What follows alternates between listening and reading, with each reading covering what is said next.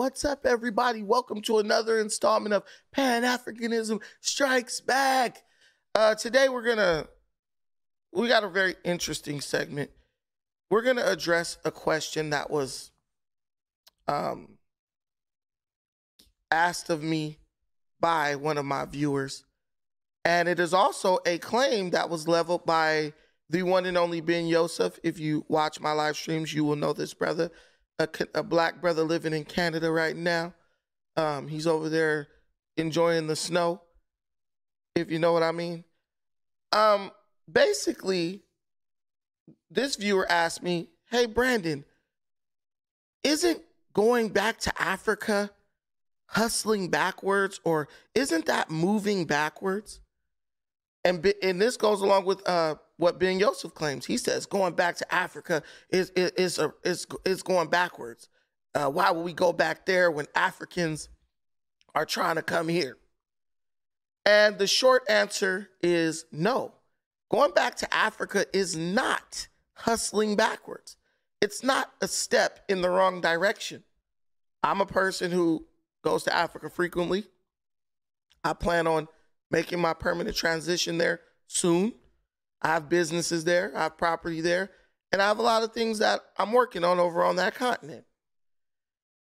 I want to just touch on this really quick, and I want to give you a perfect example in the world we live in North America, of how going back to where you came from does not equal going backwards or hustling backwards. Have you ever heard of the word gentrification? You know that's the big word now. Black folks talk about, oh, white folks gentrifying my neighborhood. I can't afford to live in the place where I grew up. We used to gangbang and hang out and drink 40s here, and they didn't turn it into luxury apartments, right? Gentrification. Well, at its core, what is gentrification? Gentrification is white folk who used to inhabit the inner cities. You do know in the 20s and 30s and in the 40s, the inner cities were filled with white folk. Well, then black folk started moving into those cities. As black folk moved in, Latino folk moved in, Asian folk moved in. Saul, this is for you. What did white people do as minorities began to move into the inner cities? They moved out. They moved out to the suburbs. And they stayed out there. And they had Leave It to Beaver and the Brady Bunch and all that good old, all them television shows you used to watch, right? That was white suburbia. They left the inner city because there was an influx of minorities. And they said, you know what? I don't want to live in close proximity to these people. So let's move out. They moved out to the suburbs, and over time, they made the suburbs so nice that any minority person or black person who gained a little bit of money, guess where they was trying to move to? The suburbs. I'm getting out of the hood. I'm moving to the suburbs. But then they flipped the script. They started looking back and saying, you know what? I miss living downtown. I miss living by the beach. I miss living in that inner city where all that money was at. All that money that these black folks, we ain't getting none of it, but all that money that these Asian folks and Hispanic folks is getting, opening up bodegas and dry cleaners and Asian markets and Chinese food stores. White folks start looking back and say, hey, well, what do you know? There's a lot of money in there. And they started moving back. And them moving back meant what? Them moving to your neighborhood.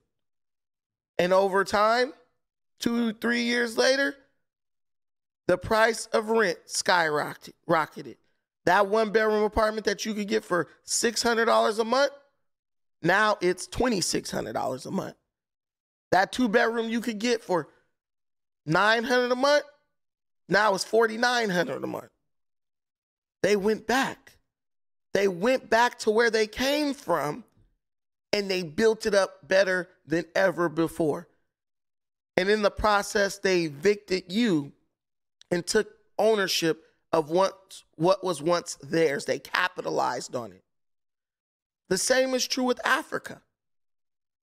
That's where we came from. And we look over there, and some of us just see a place that we would never want to go to or go back to. But others of us, right? People like me, people like Dynas, people like Go Black to Africa. We look over to Africa, and we look at Africa the way those white folks looked at your neighborhood. We look over there and we see a lot of opportunity. And we look over there and we say we can go back and we can build it up bigger and better than it's ever been before. And then there's some of you who make the argument and say, well, they want to get over here, so why we go there? Well, guess what? You want to get to the suburbs. So why are white folks leaving the suburbs to come back to the inner city? Because they see something that you don't see.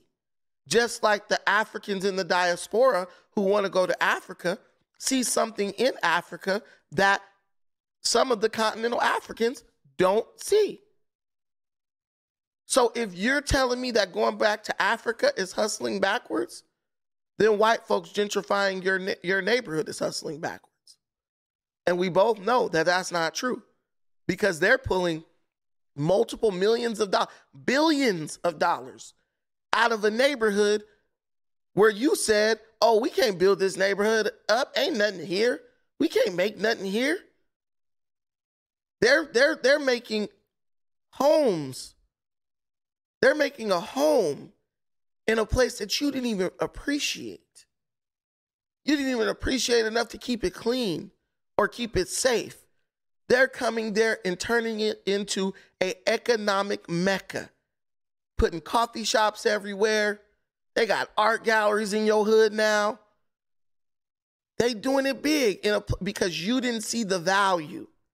In the same way you don't see the value in your own neighborhood, the same way we collectively didn't see the value in our own neighborhoods, that's the same way many continental Africans don't see the value in Africa, and many members of the African diaspora look over to Africa and don't see the value.